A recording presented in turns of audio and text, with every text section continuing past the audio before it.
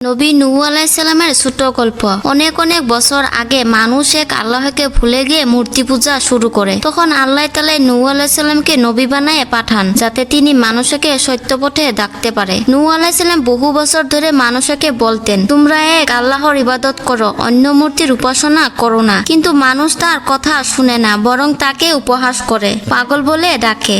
অবশেষে আল্লাহ তাআলা নূহ আলাইহিস সালামকে একটি বড় নৌকা বানাতে বললেন। তিনি গাছ কেটে ধীরে ধীরে বিশাল নৌকা তৈরি করেন। অনেক লোকেরা আবার তাকে নিয়ে হাসাহাসি করে, পাহাড়ে নৌকা বানাইছো, পানি কোথায়? নূহ আলাইহিস সালাম বললেন, তোমরা বুঝবে যখন সময় আসবে। একদিন আল্লাহ তাআলার আদেশে বড় একটি বান শুরু হয়। আকাশ থেকে পানি ঝরতে থাকে, মাটি থেকেও পানি বের হতে থাকে। সমস্ত পৃথিবী পানিতে ডুবে যায়। যাদের আল্লাহর আদেশে নূহ আলাইহিস সালামের নৌকায় উঠাতে বলা হয়েছিল, শুধু তারাই বাঁচে। নূহ আলাইহিস সালাম তার পরিবার, বিশ্বাসী মানুষ এবং প্রতিটি প্রাণীর জোড়া জোড়া করে নৌকায় তুলেছিলেন। অনেক দিন পর যখন পানি শুকিয়ে যায়, নৌকা পাহাড়ের চূড়ায় থাকে, তখন নূহ আলাইহিস সালাম তার সঙ্গীরা নতুন ভাবে পৃথিবীতে জীবন শুরু করেন।